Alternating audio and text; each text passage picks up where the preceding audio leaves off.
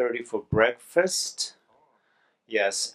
So before we do that, so after this panel, you are invited to join us for La Tasca restaurant. It's a Spanish restaurant on 2900 Wilson Boulevard, Arlington. So it's about 5-minute walk from here. So feel free to join the crowd and network and make new friends and just have a great time.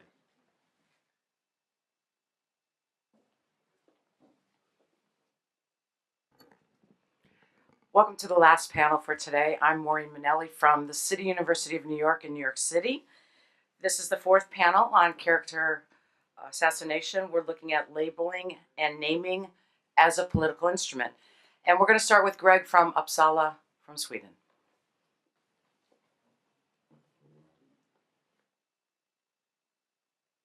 Okay, so I'm going to go a bit old school and depart from the PowerPoints and just hit you with voice only. Coming to character assassination, and in particular bringing it to the international level, and that is the character assassination of what you could broadly call unwanted leaders.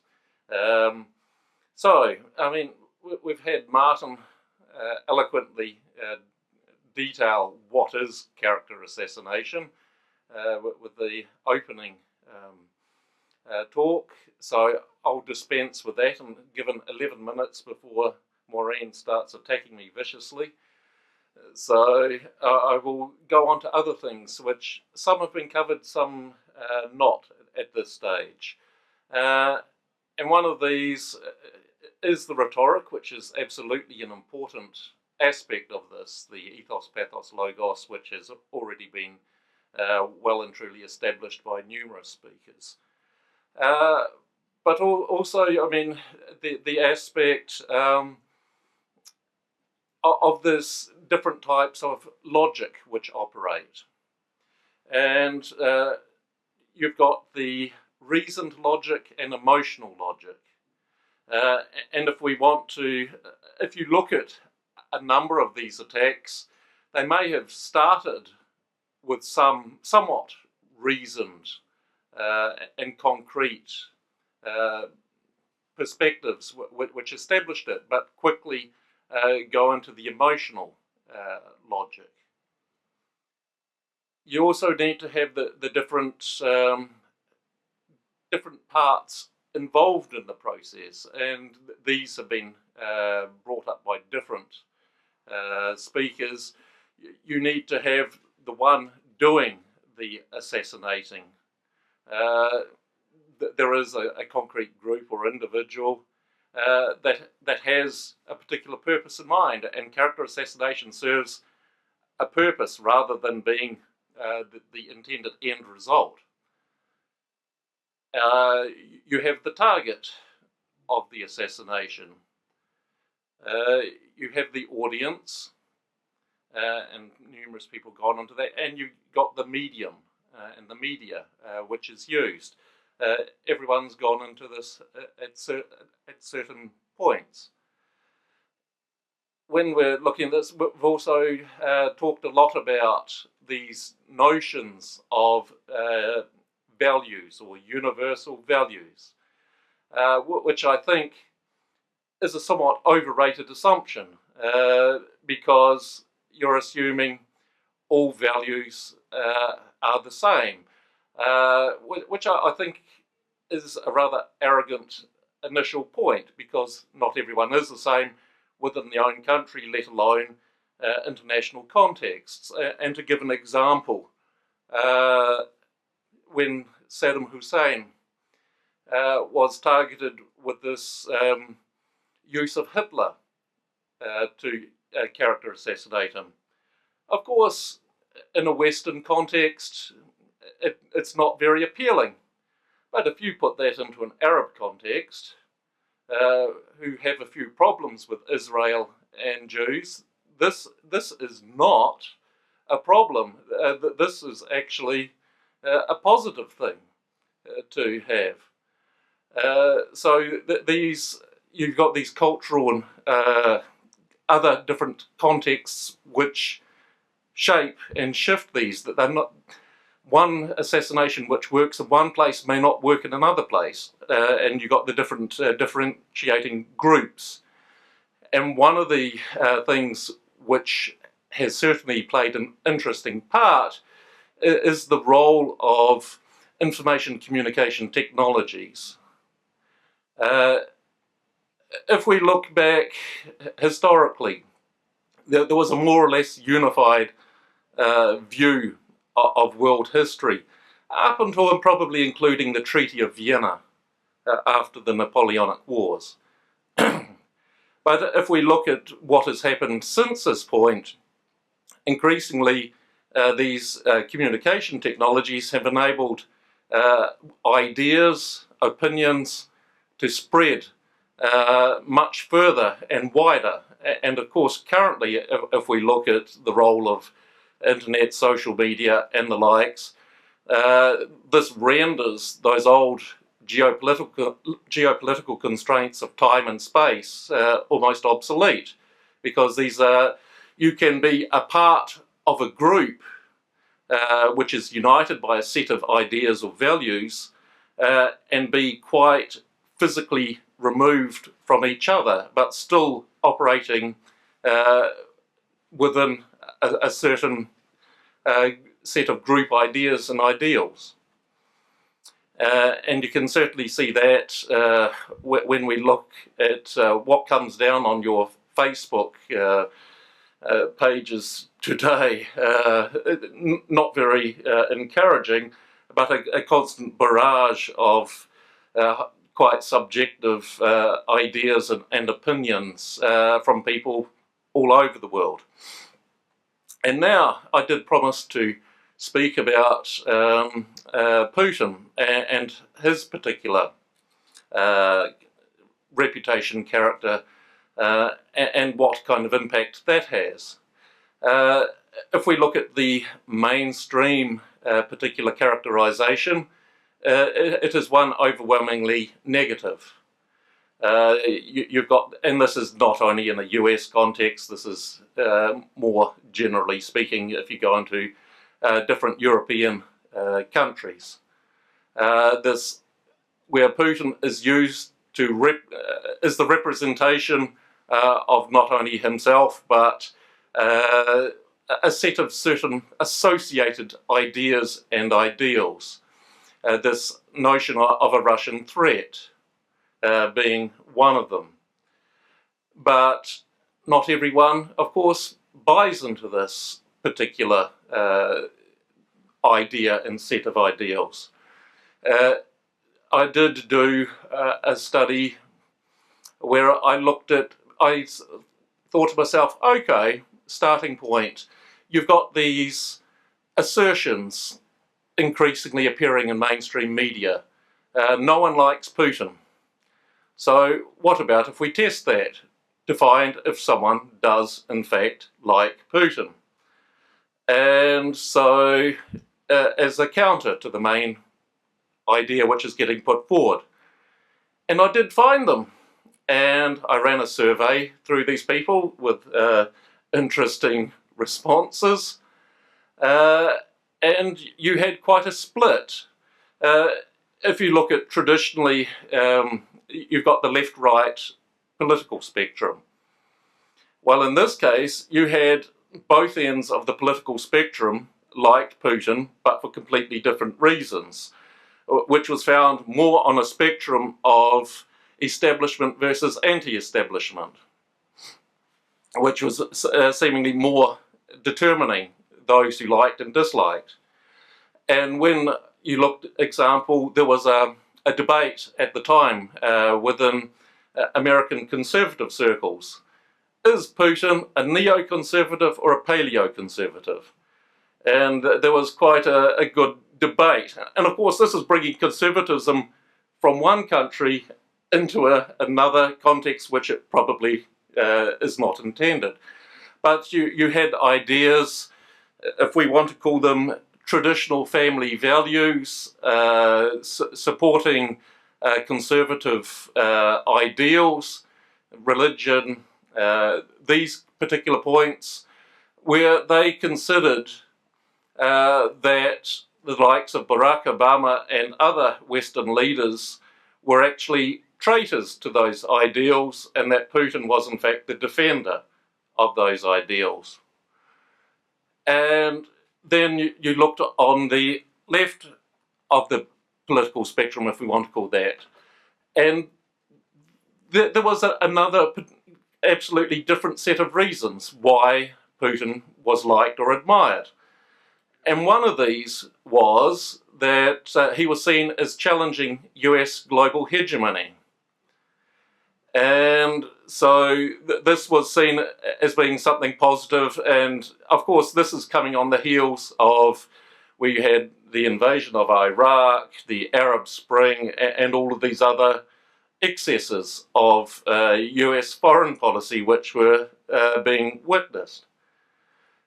So that was a different set of reasons for liking him. It was like there was a, I don't know how many of you saw it, but there was a poll which was conducted, I think it was last month, here in the States, among those, do you believe that the Russians hacked the Democrat? Do you believe that they influenced the election? And the majority of those respondents said yes. And the assumption would be that that should piss you off, quite frankly. But it didn't translate into this, because there were quite a few people, mainly from the conservative spectrum, that actually grudgingly admired the Russians for doing that. So you've got a completely different set of dynamics than what you would expect. Now I've got the word hurry up, so I also promised to sort of bring in some how the image of Putin is used to try and tarnish other world leaders. And you do have that, because you've got different reasons for using character assassination. It could be to try and enforce conformity by the victim. It could be used before an election to render them unelectable. After an election, it could be used to render the candidate incapable of governing their country. So you've got all of these different possible ways. And if we look at, we've had Orban, Viktor Orban from Hungary, who has been called the European Union's last dictator. You've got this idea that he's a puppet of Vladimir Putin.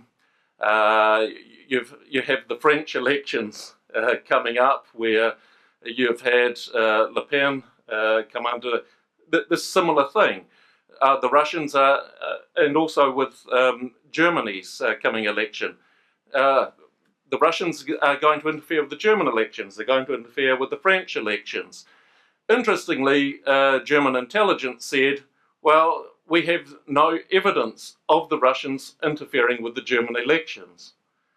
So a lot of this, of course, comes down to what some of the speakers, and especially the keynote, said, that this is an issue of credibility, trust, but also the use of pathos, a negative pathos, where you create a sense of fear. And in order for fear to be effective, the target audience must believe something negative can happen, interference of an election or whatever. But the second point, which also must be present, is that that audience must believe that it can happen to them personally, because if it doesn't, it's not effective. And lastly, if we look at Trump, we can certainly see the use of Putin against the reputation and brand of Trump, which is quite interesting, because you do have some, contradictions within the character assassination, because you have some which are comparing, on the more extreme side, Trump with Hitler. And you got on the other side those who are comparing him as being a stooge of Putin. So, I mean, you're either one or the other. You cannot be both in this case because you're talking about two absolutely different kinds of personality. So this comes down to this emotional resonance to create that situation where you have this perception of a crisis. You have the threat, but you also have a presumed saviour solution, which is being offered at the same time, this exit out of that zone. But I'll leave it at that before I incur the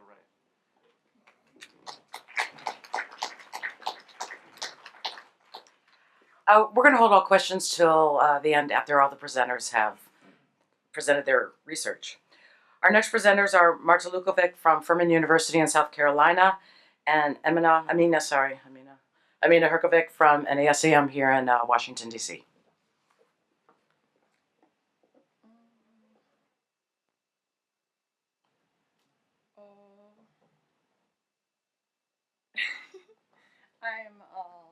She's not logged in and she's not connected. Excuse me, we're having a technological difficulties here, so. Okay. Oh, just a second, is that going to make sense about that? I mean, it's asking for her password.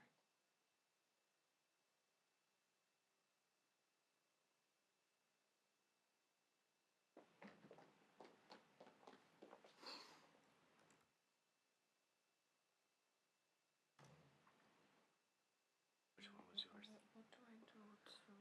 It should be coming up. Thank you for your help. Okay.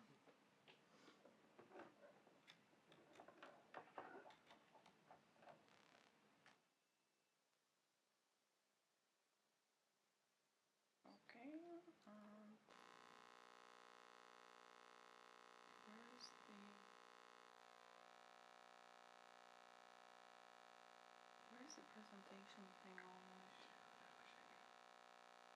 Because like I have a Mac but hers is kind of different, so because I usually have it like that. Okay, here we go. I know from this point on. Okay. Mo, I hope you didn't start counting because we had some technological difficulties here. Okay, hello guys. Now I'm ready to start. Well, today I will discuss some of the important aspects mentioned by previous speakers in connection to a particular case study of a political party and its relative electoral success, but I'm taking it outside of United States to the context of Slovakia. So first of all, let me give you a little bit of the background of the party in Slovakia, LSNS-Kotleba, a far-right political party that I will be talking about today. So it has been established in the year 2010 by its leader, Marian Kotleba, whose name as well figures in the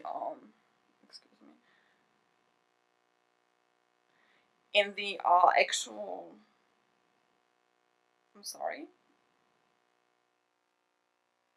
Okay, this has done something it was not supposed to do, but okay. It has been established by its leader, Marian Kotleba. He was not a new person at that point on the political spectrum of Slovakia. He has been known for a while in connection to an organization called Pospolitost, which translates into something like brotherhood or togetherness in Slovak language. Now, this specific organization has been as far right as an organization can be in Slovakia without becoming illegal, right? Now, it has generated only very marginal degree of support. So although he has been known, but it was more in a connection of there was some sort of tiny rally and it has gotten kind of shut down by the police and that was it type of stuff. So not necessary of a political force to be reckoned with, just somebody on the absolute margins. This has, however, changed with the 2016 parliamentary election, when for the first time in its history, this sort of political party has been able to actually reach the National Assembly with several representatives, gaining more than 8% of the popular vote. Now, of course, this puts them in opposition, and they are not able to do too much in the parliament. However, they are present, and they can block certain things that require more than a majority vote of the governmental coalition. And of course, their mere presence in the National Assembly has again a lot of negative response, and particularly negative response also beyond Slovakia from international media organizations and politicians and so on. Now, what is happening recently is that the recent polls are showing actually even increasing support over time, somewhere between 10 to 13% of the popular vote. Now, what is also very important is that the party is particularly popular among the younger demographics of the voters. So the young people tend to be the ones supporting this political party particularly. Now, that gets me to my analysis. So what are some of the strategies of LSNS and its leader Kotleba that have made them be able to step outside of being successfully politically assassinated for almost 20 years into becoming increasingly relevant in the recent years. So let me just break up certain points of my analysis here. First one being what I decided to call counter-character attacks or counter-character assassinations. So the party again has been labeled far-right, neo-Nazi, fascist, and so on and so forth. However, they have pointed out, look at who are the people who call us this, these traditional political parties and politicians that you have here that everybody knows are part of the corrupt system. They haven't been able to get outside of certain patterns of corruption for more than 20 years of democratic and capitalist transition. And all those other grievances that people are experiencing have been essentially used to create this picture. We are supposed to be the extremists. The ones who are calling us this are the actual real criminals, the real traitors who have things that they should be answering for. Another important aspect of my analysis is the common thread of the ideology of this party, and that is focus on different levels of security. And when I say security, I'm referring primarily to Copenhagen School and their view on different types of security, not just kind of national military understanding, but economic security, social security, cultural security in different ways. And such a broad understanding of security again provides that common ground of their ideology, which stems and covers different levels, from helping ill children, raising money for treatments that ill children need and the state is not able to provide for them, to discussing broader state security problems or even broader macro security problems, such as the protection of the European white civilization or the cultural heritage of Slavic civilizations and things of that sort, including campaigns to leave EU, leave NATO, and leave these other unnatural alliances according to their ideology.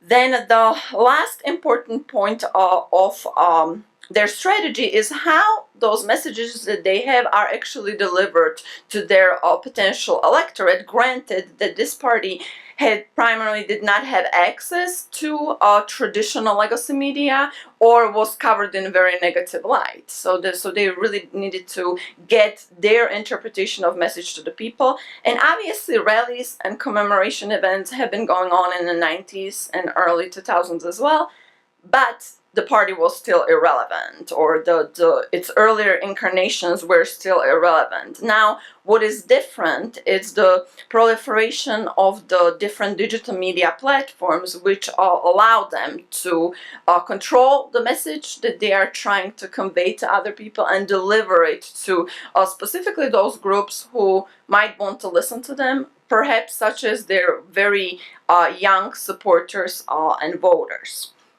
Now, this gets me to kind of the conclusive remarks and implications of this analysis. So, kind of going by each step that I outlined earlier, the current government, which tends to portray itself as being very not comfortable with the presence of this radical right party in the National Assembly, has been supposedly addressing corruption probably as much as every previous government, which citizens would say not enough. Has been, they say, addressing the security issues and problems that people of Slovakia are experiencing, and again ranging from micro security or some type of economic adversities that people have to face, going to some broader national or perhaps civilizational concerns. However, most of the electorate, or at least, well, some part of the electorate does not feel that the traditional political parties have been addressing this thoroughly enough as well.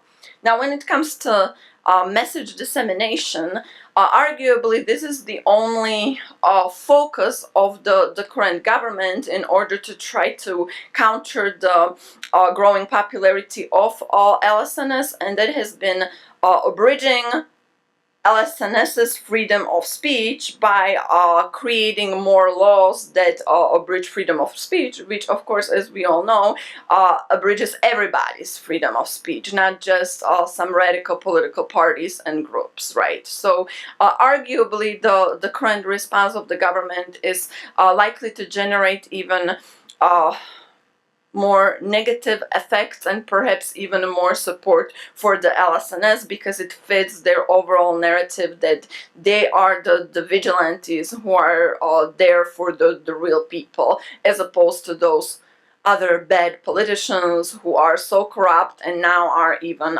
abridging the freedom of speech. And that being said, also, I don't know how the current government plans to stop the different radical parties from disseminating their messages on social media, unless they want to go some Erdogan style on that.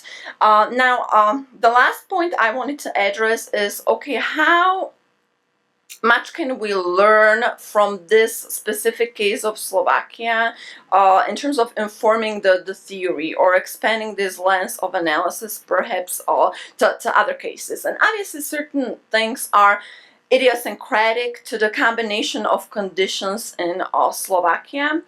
But there are certain similar patterns that Emina and I have been able to kind of tease out that have at different points of either older or more recent history evolved in the region of Balkans, for instance, and in the way that different political groups with rather radical ideologies have been able to generate support with a similar pattern of being for a very long time rather irrelevant on the margins of society, with maybe some one skinny % of supporters nationwide to actually being able to rally significant enough support to have more of a political say-so.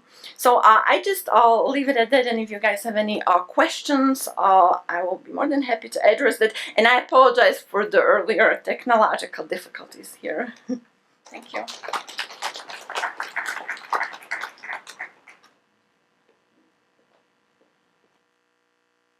Our next presenter is Marlene Laruelle from George Washington University here in Washington, D.C.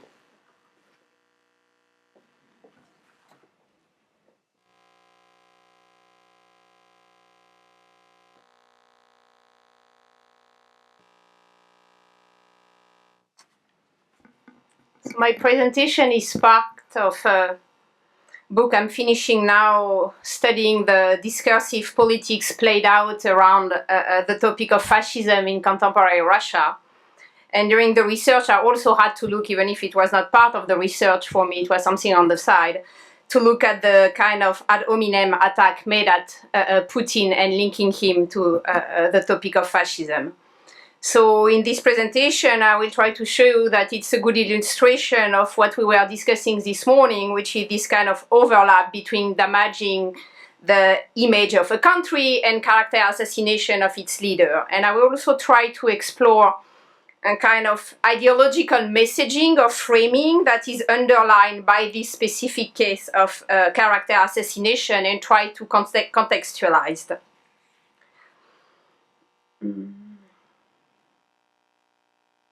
So name calling has been very classical tactics for political game. There is nothing very original here, but what is interesting in the case of Putin's Russia is that criticizing it has been done not only by reviving old Cold War cliché, but also by crafting this new association with fascism, either with fascism generally or with specifically Nazi Germany.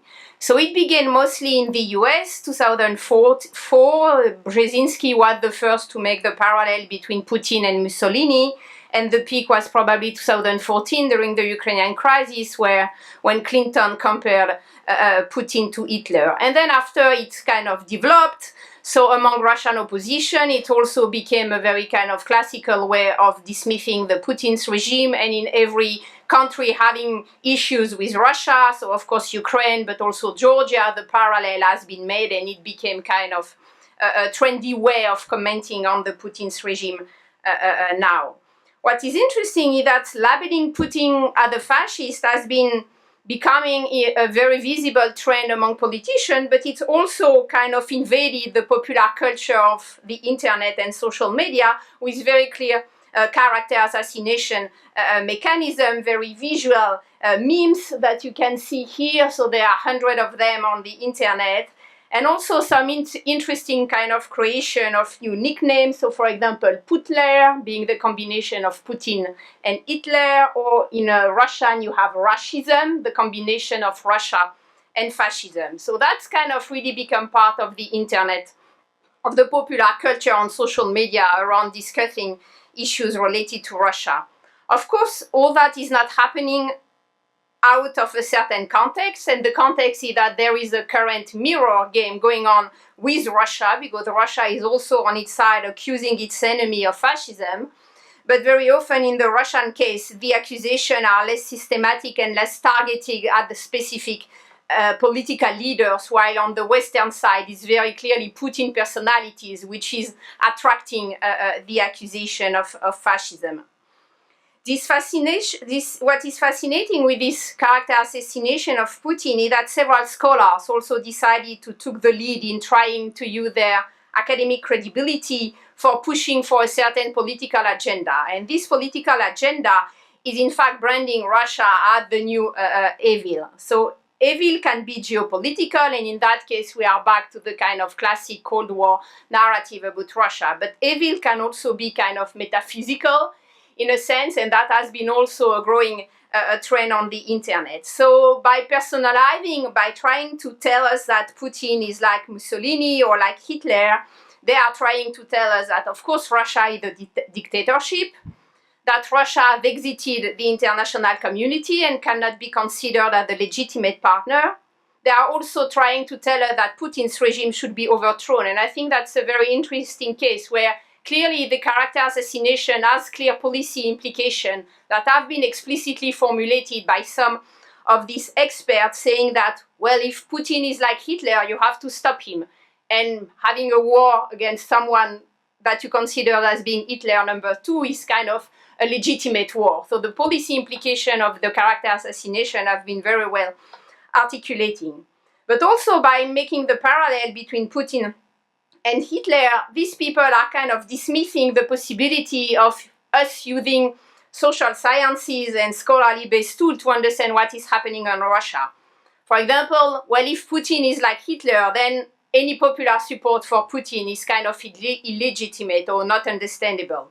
Also would mean that, well, Russians will never make it toward being a normal country, and it's Russia's destiny just to be a totalitarian regime, and there is nothing else you can really do on that.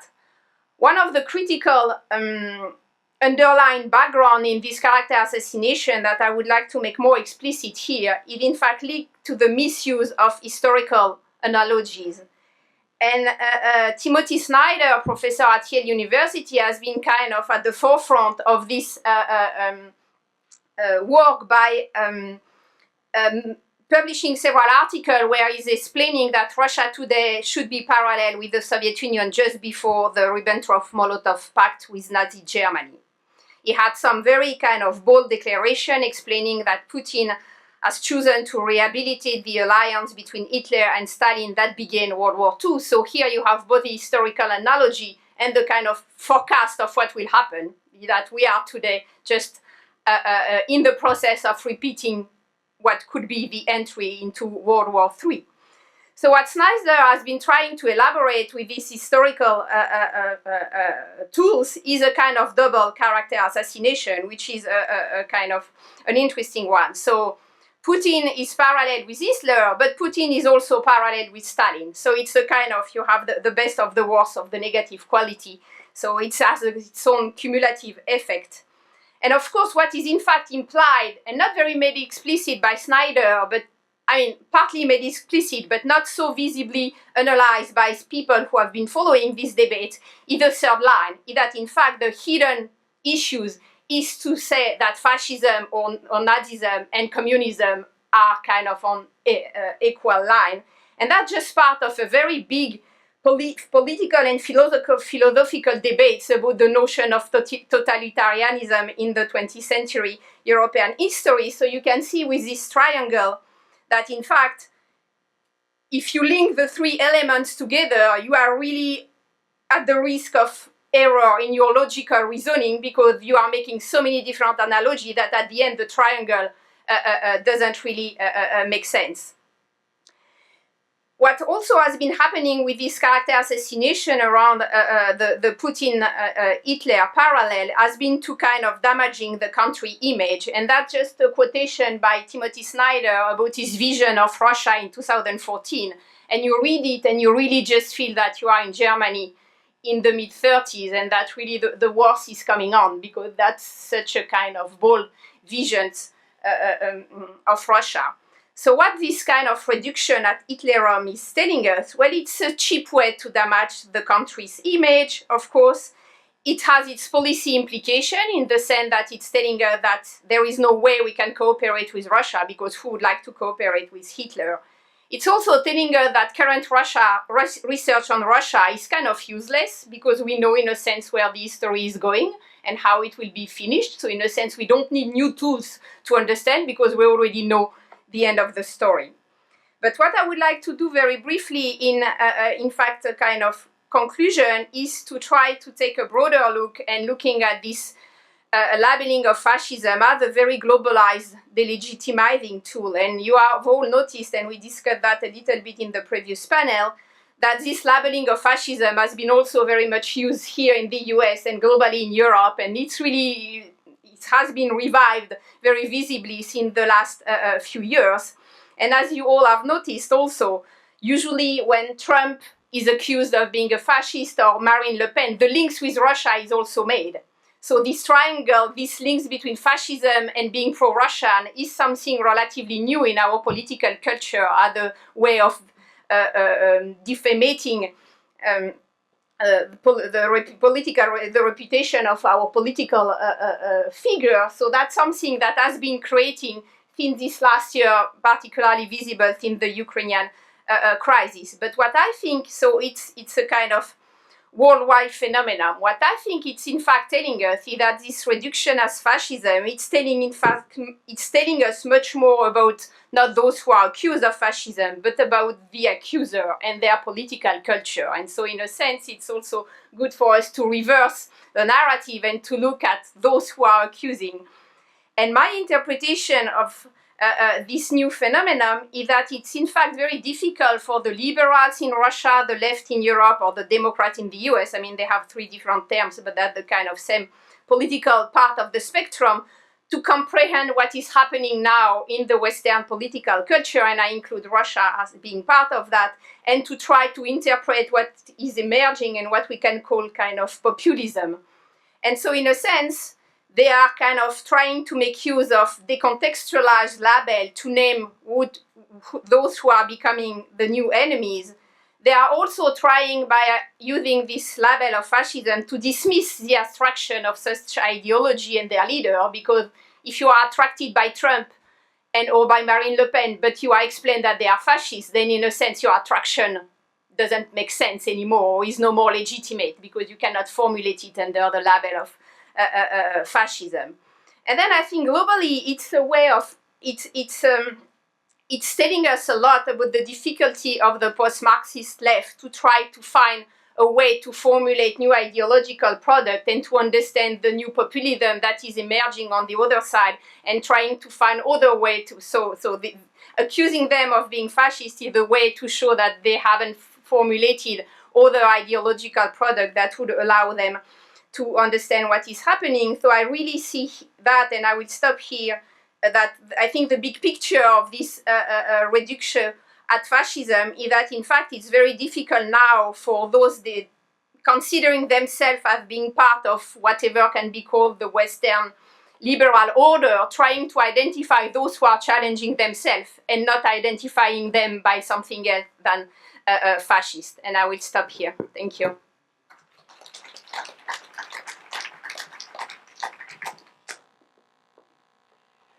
Our next presenter is David Brandenberger from the University of Richmond, Southern Virginia.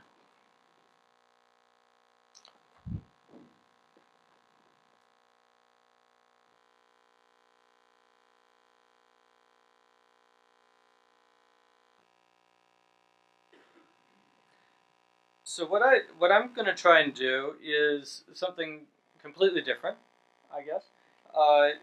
I'm a historian by trade, I work on propaganda.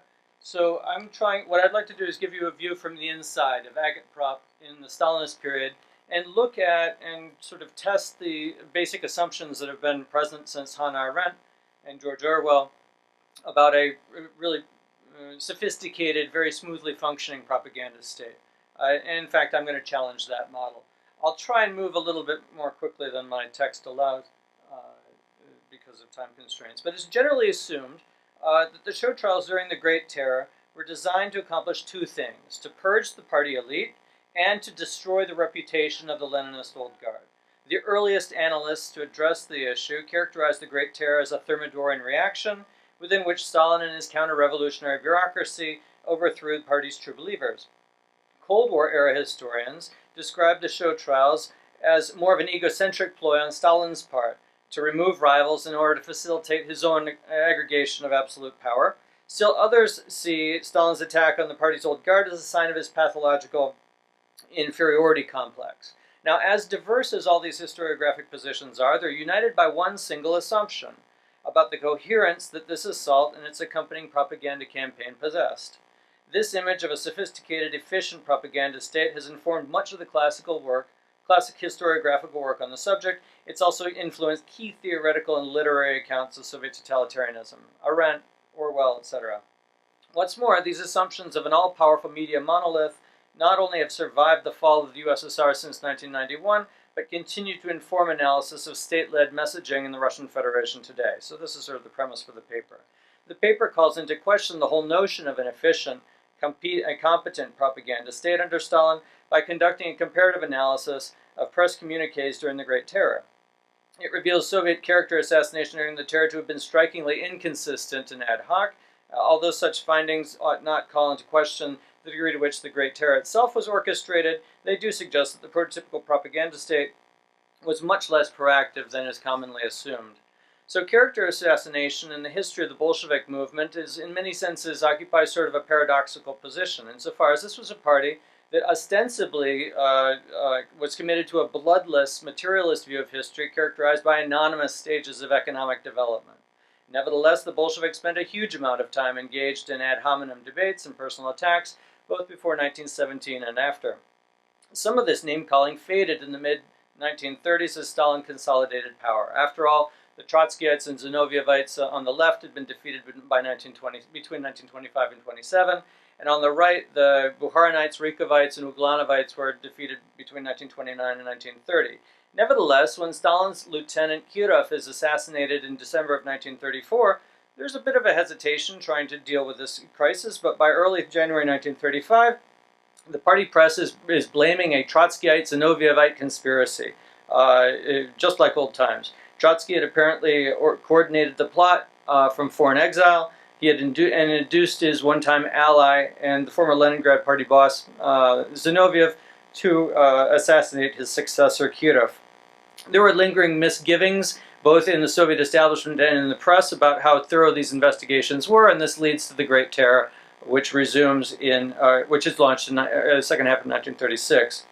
In many senses, the public start of the Great Terror is linked to the announcement of the first Moscow trial. So this is the announcement of the first Moscow trial, which was a show trial which featured 16 defendants in the dock, including Zinoviev and Kamenev. They were all accused again of conspiring to kill not only Kirov but the entire party hierarchy. According to the state prosecutor Vyshinsky, the defendants, who were all outcasts and has-beens from the political left, had become embittered over their loss of political support and had plotted to kill the Bolshevik leadership almost in reprisal in order to seize power themselves with Trotsky's help from abroad. In so doing, they'd exchanged their oppositionist credentials, which were somewhat legitimate, for double-dealing opportunism, which was not legitimate.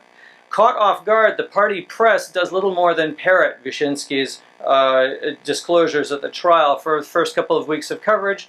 Only late in the game is Pravda able to step up and provide a little bit more robust coverage about the back history or the prehistory of this plot. Even after Pravda reveals more details about the back history of the plot, the everyday press coverage more or less stays focused on a very narrow set of the defendants associated with this first trial. And that official line of a very narrow terror, a very narrow political purge, lasts until November 1936, when there's the announcement of a second major... so there's the major conclusion. The first trial amounted to a plot to assassinate the Bolshevik leadership and seize power. This narrow purge persists until November of 1936, and when there's a second show trial announced, happening this time in provincial Siberia, where 8 Soviet administrators and a German engineer are accused of economic wrecking and an attempt to sabotage the Kuzbass-Kemerovo coal mine. Dubbed the trial of the Western Siberian Trotskyite Center, this case focused on the expose of a group of conspirators aided by German agents who were conspiring to wreck the economy. According to Pravda, this marked a new phase in the struggle with the opposition, as it was no longer just an attempt at a palace coup. This was an attempt to actually replace Soviet power and return the USSR back into the capitalist camp. Now, questions that were raised by this trial sort of lingered in the atmosphere in a rather uncomfortable way, according to memoirs, until January of 1937, when so this was a trial. The conclusion of the second trial, the Kemerovo trial, was a goal of crippling Soviet power and rejoining the capitalist system by sabotaging the economy. The third trial, which attempts to resolve some of these lingering issues, is what history regards as the second Moscow trial, which is really quite a spectacular. Has quite a spectacular array of defendants, 17 present party members who were members of the economic establishment. Most of them were former leftists, and this was known as the Anti-Soviet Parallels Trotskyite Center. It was presumed to be more of a threat, I guess, to state security, insofar as they were veteran bosses and bureaucrats who were on trial now rather than just political has-beens. Their exposure as double dealers was considerably more unnerving than the revelations surrounding the previous August 1936 Trotskyite-Zinoviev terrorist trial. After all, this new parallel Trotskyite center was not only broader and more deeply embedded within the Soviet establishment, but it apparently possessed a much more articulate plan for the overthrow of the party through economic wrecking and the sale of state secrets abroad. As with the previous 2 trials, the case against the Anti-Soviet Parallel Trotskyite Center was launched with little public warning, and so again the party press is forced to parrot the line that Vyshinsky reveals in the trial itself. And so you can see that the accusations now have transmogrified again. It's a conspiracy with foreign spies to wreck the economy, with the goal being to cripple Soviet power and rejoin the capitalist system. Now, predictably, these sorts of trials, which have so far focused on only the left opposition, trigger calls from up and down the party organization for clarification. In fact, there was a great need for a canonical textbook which would or an almanac or a reference book which would make sense of troubled times. And this is magnified at the famous 1937 February-March party plenum, when Stalin actually stokes the hysteria in the country and demands that vigilance be raised and complacency be broken with. Stalin demands master Bolshevism. It's time to prioritize the political training of our party cadres. Much of my work focuses on what happens in the aftermath of this event, which is that Stalin demands better indoctrinational procedures within the party, and this leads to the creation of a new history textbook, which is the infamous 1938 short course on party history. There are two court historians who are tasked with writing this piece of work, Yaroslavsky on the right, who's a court historian, and Pospelov, Yaroslavsky on the left and Pospelov on the right, who's deputy director of Agitprop. And developing such a text was much more difficult than was assumed. And in the end, Yaroslavsky and Pospelov are able to generate a text only in February of 1938. So it takes them the better part of a year to do this. The account of party history that they produce is a very dark, claustrophobic storyline, clouded with conspiracies, pervasive wrecking, terrorism, and spy scares. In its final chapter, the narrative affirms the line advanced by the Second Moscow Trial, whereby the forces of the left opposition had been exposed for having long conspired against the party since even before 1917, their goal being to return the Soviet Union to the capitalist system. The added wrinkle here was that the left oppositionists, realizing that they were unable to accomplish their goal domestically, had solicited aid and assistance from Germany, Japan, and Poland in order to stage the overthrow, in exchange for major territorial concessions. But that's only half the story that Yaroslavsky and Pospelov advance in 1938. Because what they argue is that even though the left had been exposed in those previous trials, now it's time to focus on the former right opposition as well. And so there's an added section in the textbook there where they detail accusations initially raised at that February-March party plenum, in which Bukharin and Rykov also have been disloyal since 1918, and that this rightist cabal had been involved in popular resistance collectivization, participation in economic wrecking, and collusion with bourgeois nationalists at home and fascists abroad. The USSR, in other words, faced an existential crisis both from the left and from the right. Let's just not go. It's not possible. I haven't even got to the... So Yaroslavsky and Pospelov attempt to put this whole story together.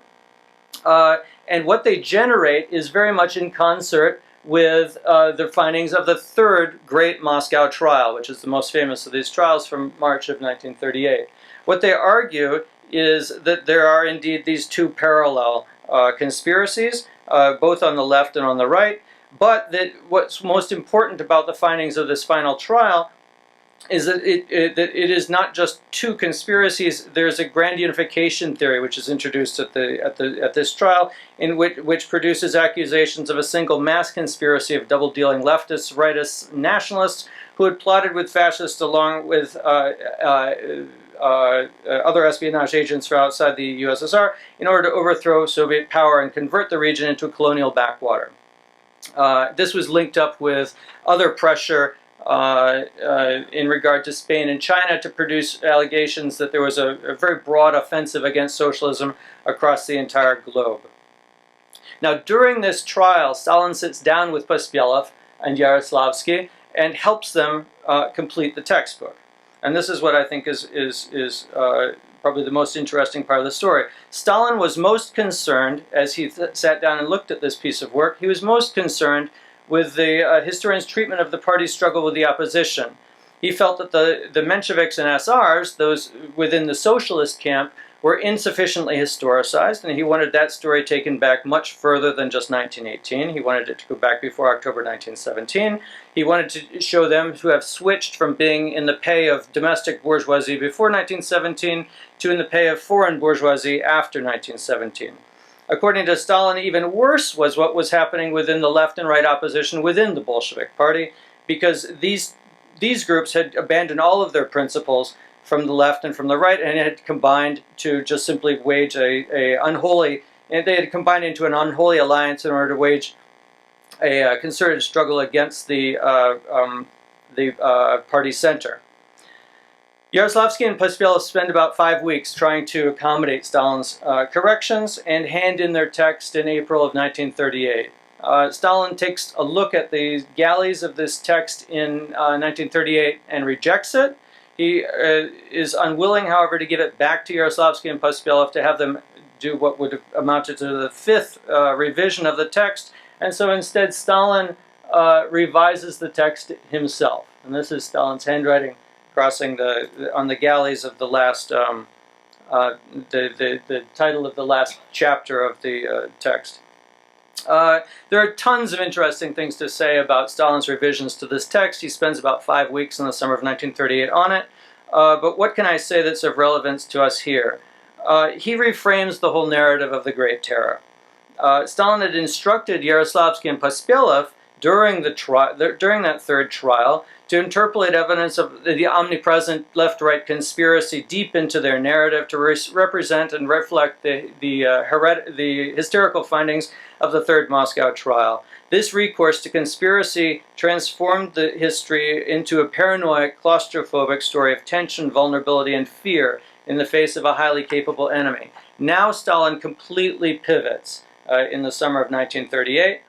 He appears to have found this story of omnipresent conspiracy at least inexpedient, if not unpersuasive entirely. And so Stalin reverses himself and cuts vast stretches of text from the manuscript in order to reduce the intensity and the immediacy of the threat that had been described by the court historians.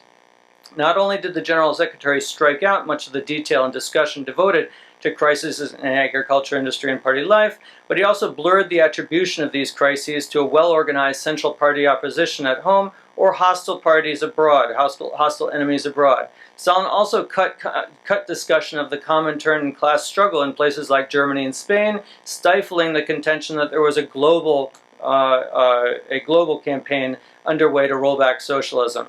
What Yaroslavsky and Pospelov had cast as a reeling expose of pervasive wrecking and foreign-sponsored insurrection was disassembled by Stalin into a more generalized story about the trials and tribulations of building socialism. So I can cut to the chase very quickly and simply say that what I've tried to show you is a really unpredictable zigzag that has gone back and forth in at each sort of contingent moment of the Great Terror. It may lead us to want to rethink the Great Terror into maybe an array of smaller terrors, which is something that corresponds to the work of people I know who are actually working on the dynamics of the terror itself. At least within the official messaging, I see a lot more evidence of inconsistency than consistency. There's very little sign of advanced planning. Instead, it seems very ad hoc and contingent. And I will leave it there. Thank you.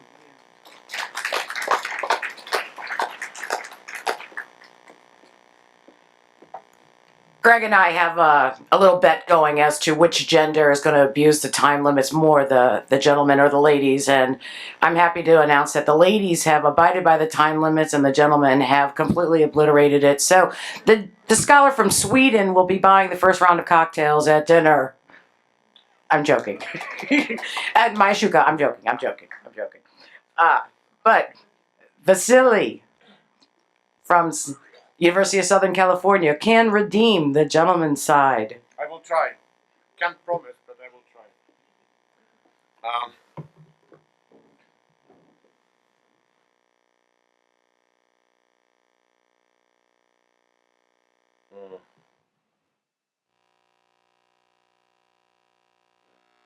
Okay.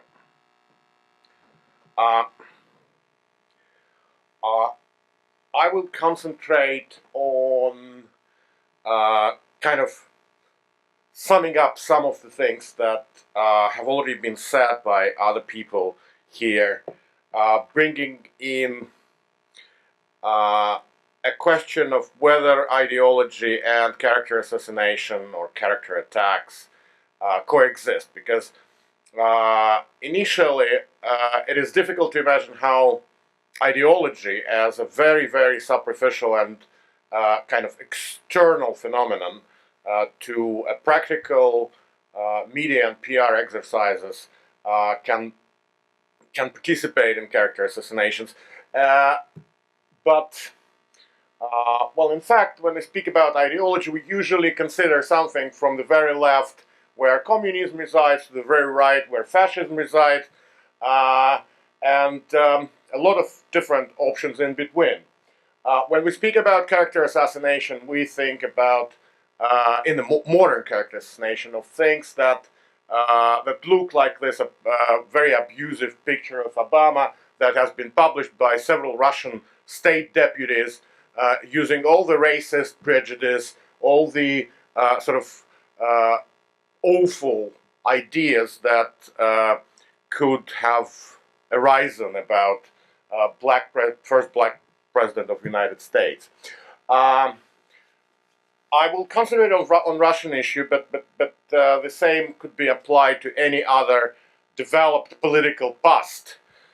Russia was Soviet Union. Soviet Union was persistently constructing the enemies.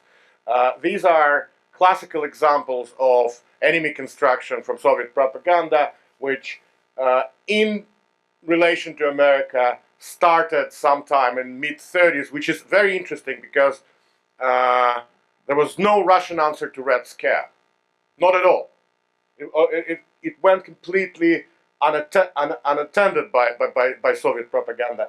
But in mid-30s, with a perspective of restoration of diplomatic relations with the United States, Soviet propaganda started to kind of build an enemy in the United States. And usually it's either idea of capitalist pig who suppresses poor proletariat, to a militaristic American military-industrial complex that is expansionist and wants to occupy the entire world with dollar. Of course, I mean, following David, I could not miss the opportunity to show Leon Trotsky and Orwell's timeless representation of him in 1984. So, again, traditions of character assassination and Trotsky, what Stalin and Stalin propaganda machine did with the image of Leon Trotsky was one of the beloved leaders of revolution, was tremendous. He didn't stop accusing Trotsky in all the crimes, all the sins, all the problems of the Soviet Union until Stalin's own death. And Trotsky by this time was dead for about 11 years.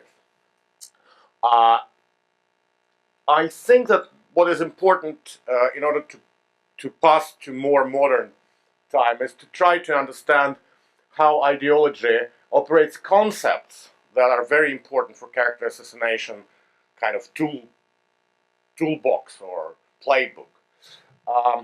First, ideology needs enemies and adversaries. This is a core foundation of especially every aggressive ideology. Because ideology needs a conflict that has to be resolved. Ideology needs a conflict that implies adversarial parts. I mean, partners, parts, enemies, whatever it is. Adversary, in fact, especially for Russian ideological models, must be less abstract than an idea or belief. That is very important, that Russian ideological character assassination are always personalized. Again, like David showed, Zinoviev, Trotsky, Kamenev, well, all of us who are Russians remember that it was even more longer lists of enemies. Well, Molotov, Kaganovich, and Примкнувший к ним Шипилов, who understands Russian. And it's also, it's important for Soviet or Russian model of character assassination is that this symbolic personality that is to be attacked or is attacked becomes a crucial component of the messaging. Like on the previous panel, it was said that in the current campaign, American political leaders gave more words to the opponent than to themselves in their advertising.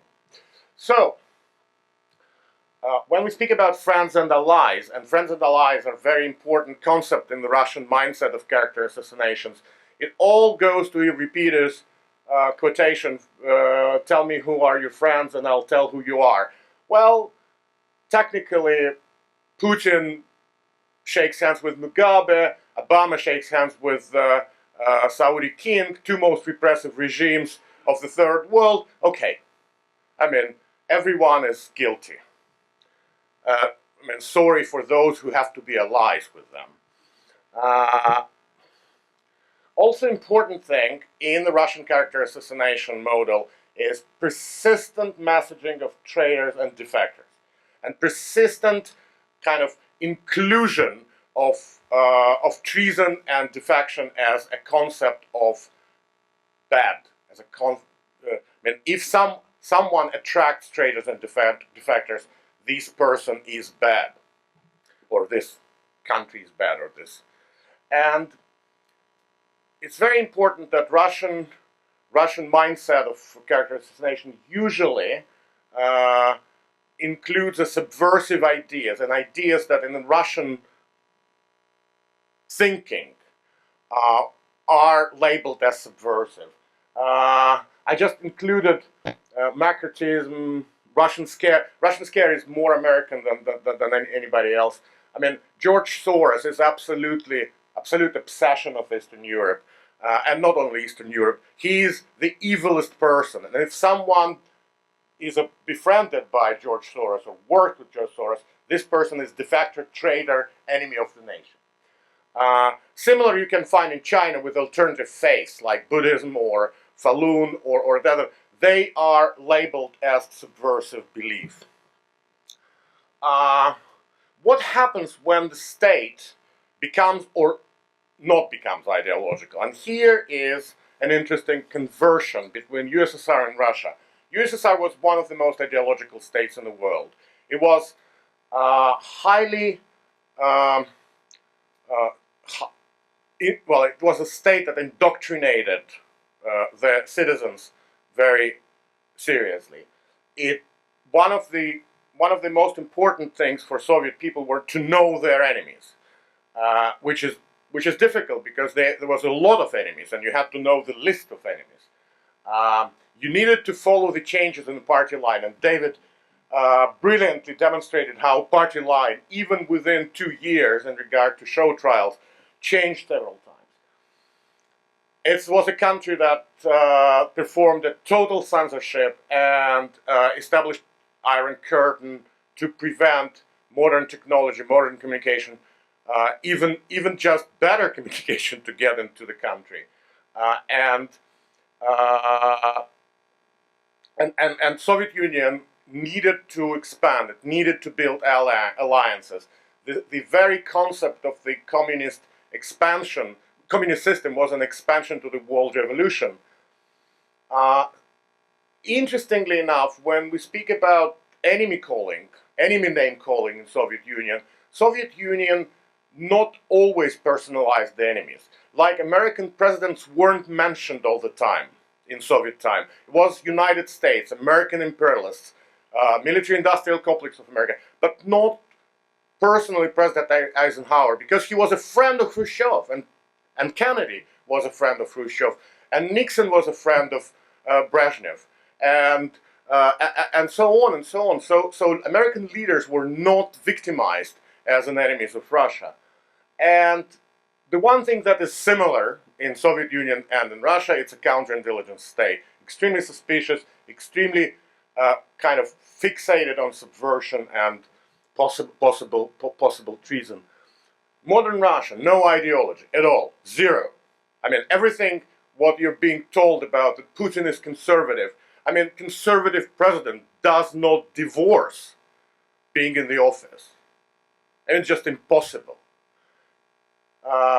It's just an example, and everything else. I mean, there are only 3% of Russians who follow the Lent, and 5% who go to the church on Sundays.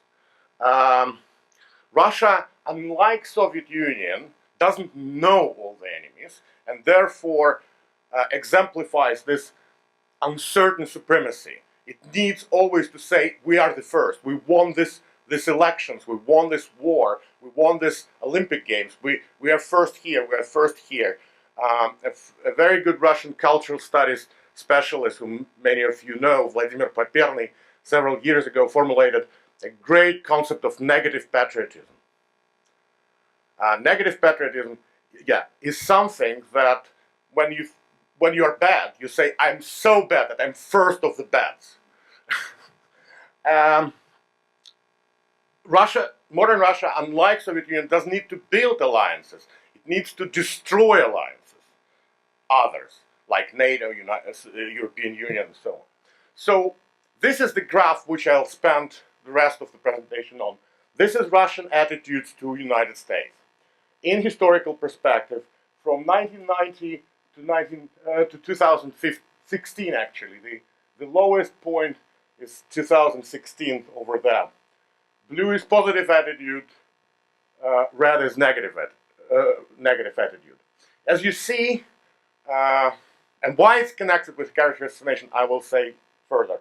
This is Clinton time, Bush time. It's kind of a little logarithmic because not all the polls were conducted persistently. So, this negative thing is Belgrade and Kosovo.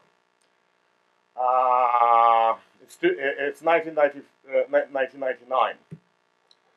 Then it was Iraq, 2003. Here is this two things. Baltics join NATO. I mean, the agreement that Baltic states join NATO, and they do it. The peak 67% negative attitude is war in Georgia, with Georgia. But the most interesting thing is Ukraine.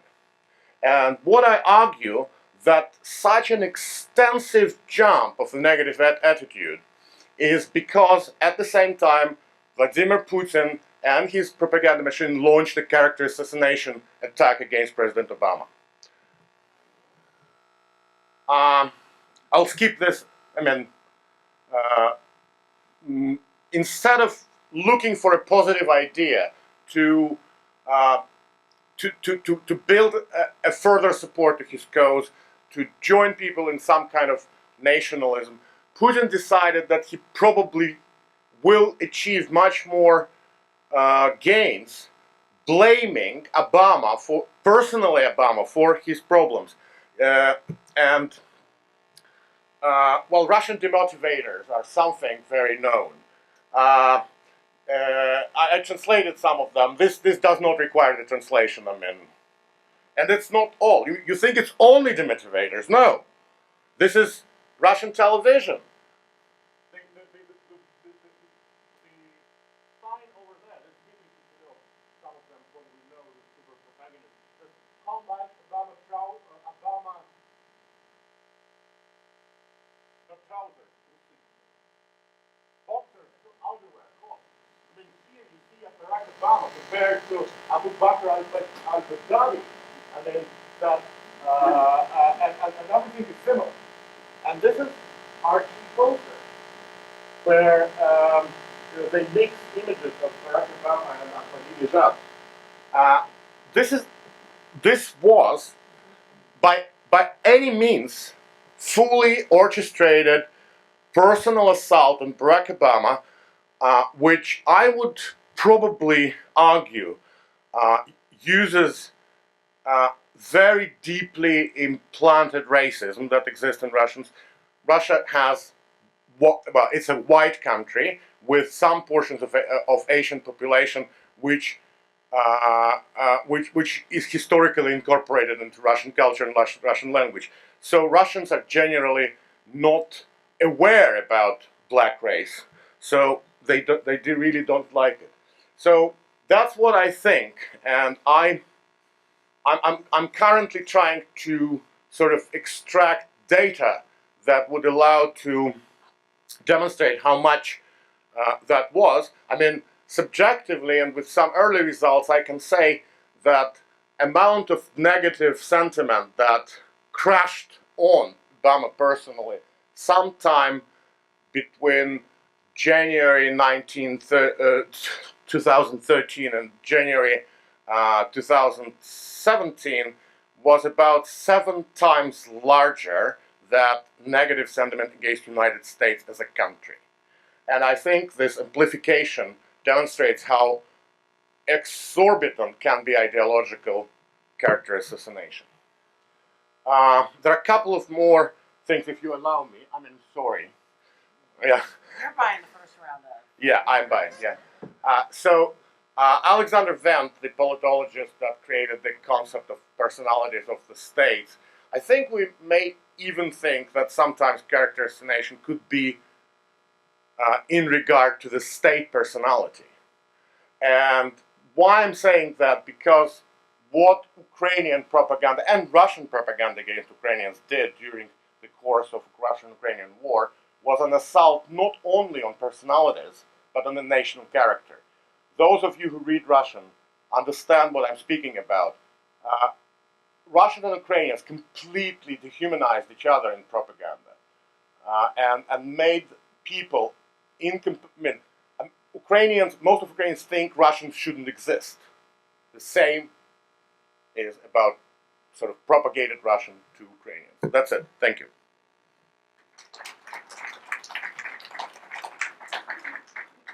Oh, sorry. But I don't know where I got so long. I mean, I'm always. You don't know where you got so long? Yeah, where? I mean, what I do. What was wrong? Are you familiar with Eastern European style of communication? I speak too much. I didn't say that. We do have a couple of minutes for a couple of polite questions that we could hopefully have, or hopefully foster polite answers and discussion. Yeah.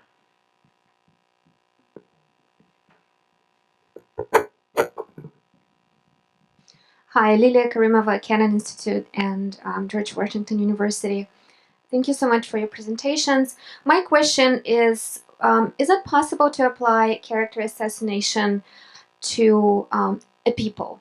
And this builds a little bit on what Vasily has been talking about, although I wouldn't say that, Russians are racist, or I wouldn't go as far as saying that, or, all Russians think that Ukrainians are so-and-so. But I was thinking in the context of, for example, historical context, right?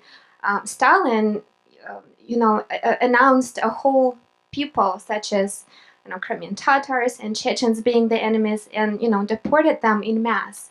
So I'm thinking about character assassination of a people, or how refugees are being currently branded in Europe, or how people from certain 7 countries are being branded, and what policies are applied to them here in the US. So interested in that connection, whether it's possible to apply the notion of character assassination to a group of people.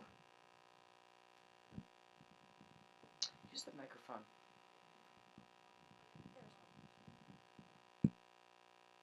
I figured someone would like to respond to that question. The question is, who would like to start first?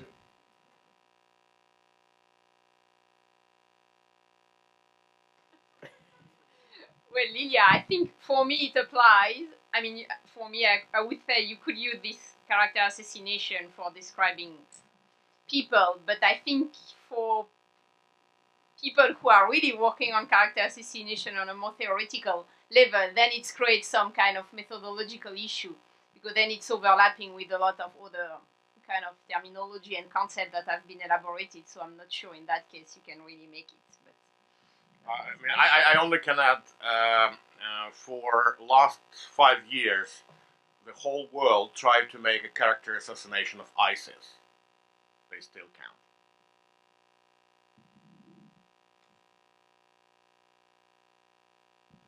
Thank you very much to all panelists. I enjoyed all the presentations very much, but I have a question specifically for Marlene. I was doing some research on political discourse with internet memes, and we were specifically looking at the Obama hope meme, which some or most of you might know, from the 2008 campaign. And we looked how this meme evolved during the campaign from 2008 until today. And was pretty interesting, and there I'm getting to my question, is that very fast this meme changed and evolved to a state where Obama was equated with fascism and this is the next Hitler and stuff like that. And I was interested what you're making of that, for against the background that the left is trying to pin this label of Hitler and fascism on the right, and obviously in the wake of the Obamacare policy discussions in the US, the right tried to pin the same label on Barack Obama. I wouldn't say that he's left, but so what are you making of this? That's a good point. I think that the labeling can be used, in fact, on both sides, and has been used on both sides. But I think in terms of size, you see my impression is that it's clearly much more used by the so-called left side to kind of describe new populism in a very short way. I think one of the big differences also is that when Obama was accused of being fascist, it was by it was on a specific occasion, then it didn't really stay in the kind of public discourse. It was for a small group of a kind of very limited audience, while the narrative about Putin being a fascist or Trump, Marine Le Pen being limited in their kind of fascist ideology, I think it's just it's had another side on how it is managed it's reaching a bigger audience. It's also scholarly, more and more kind of discussed. So you have also scholars engaging in the discussion and trying to elaborate kind of theoretical argument to justify that. While I don't think on the other side you really had a lot of kind of scholars who tried to say that Obamacare was a kind of fascist thing. So I just think it's an issue of kind of size and depth of the arguments. But I agree it's such a label that it can be used in any case against whoever can be the political enemy.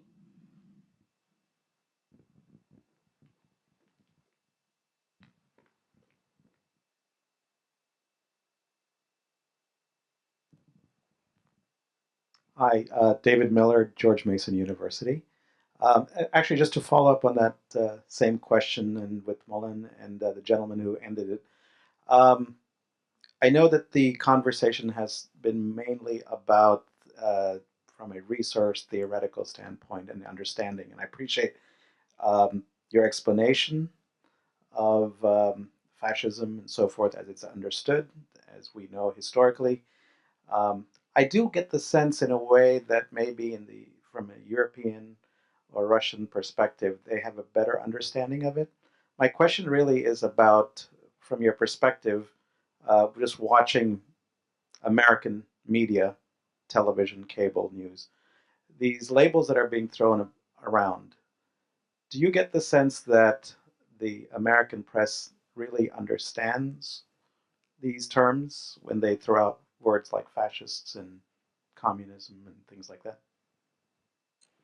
Well, no, I think they use them precisely because they are kind of empty labels that can be used that are largely decontextualized. I mean, if they knew about what they were talking, they wouldn't make the comparison. Just by respect for those who have been dying from fascist regime, you wouldn't make any of this kind of comparison. So that's why I think one of the big arguments about this comparison between Putin and Hitler, especially, or between contemporary Russia and Nazi Germany, I'm just even sometimes surprised not to see kind of association of veterans or victims who survived the Holocaust, not saying that just by respect for their memory, they would like this kind of parallel to be treated with a little bit more respect. Otherwise, it's just kind of insulting to their own memory.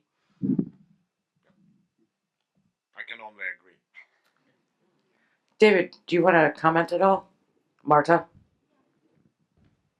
Yeah, I would absolutely agree too, and I would also add that the problem is that there are real fascists in the contemporary world as well. But if we call everybody who we don't like a fascist, then we really have a problem. I guess the last thing to say is that in Russian, the word fascist is a four-letter word. Once you accuse somebody of being a fascist, you can't continue the conversation. So it's much, much more inflammatory for people coming out of the Soviet experience. I think we have time for one more question. This is really, I just wanted to, this kind of brings it all back to this morning, in answer to the question of can you character assassinate a people, I remember I took a note in session 2 when we were learning about character assassination through the ages, and the speaker mentioned that character assassination is about assassinating the character of an individual, and when we talk about a people, we're talking about an enemy image. So there was two concepts related but different to describe a people versus a person. I just wanted to point it. Thank you very much. Spasibo большое. Let us adjourn to enjoy the evening.